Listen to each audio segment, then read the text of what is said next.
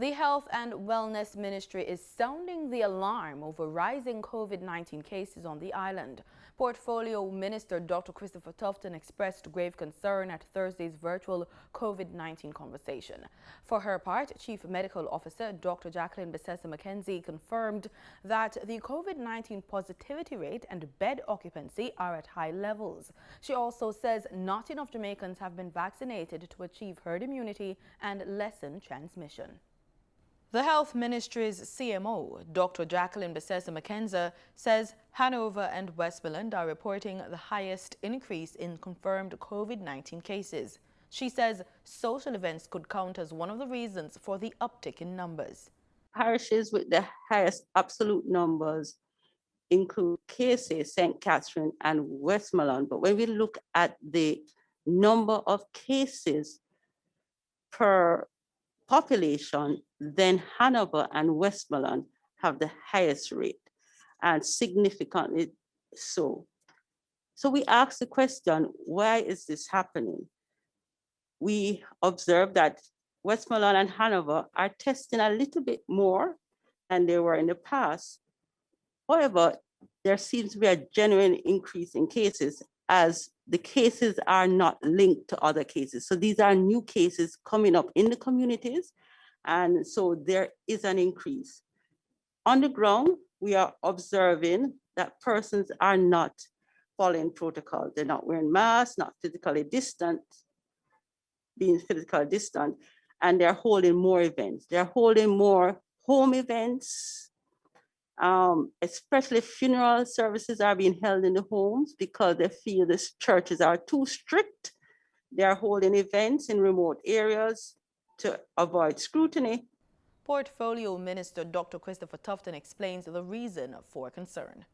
Trends do suggest that we're heading in a direction, and that pace of increase can become a lot more aggressive if it continues on this trajectory. It also suggests that something is happening which would have started before you see the trend, and therefore it will get worse before it gets better.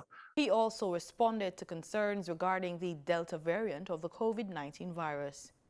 We do not have any evidence of the Delta variant being here from the tests that have been done, but these tests are ongoing. We send samples out every week. And while there's no confirmatory test, I am prepared to say that we should assume that the variant is here. And I'm prepared to say that because the probability of it being here is probably greater than it not being here based on the border access and the travel restriction removal, including coming from countries where the Delta variant is now the dominant variant. According to Dr. Tufton, only 122,000 Jamaicans have received their second dose of a COVID-19 vaccine. The number is less than the target population. I know that persons have been critical, and this is our democracy, so persons are well entitled to give their views around the extent of vaccination in the country. And I've seen every reason for why we are not vaccinating more persons. It is true that unvaccinated persons are going to be a lot more vulnerable. And in the context of a surge, they need to be particularly careful. As I said earlier, vaccinated persons who could transmit to those who are unvaccinated. He says vaccination efforts have been facing serious hurdles.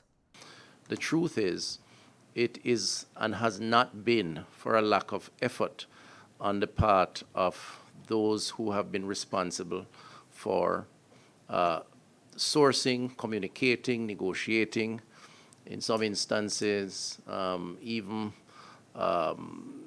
asking for a sort of preferential, if you will, treatment to access, whether for pay or as a gift, vaccines.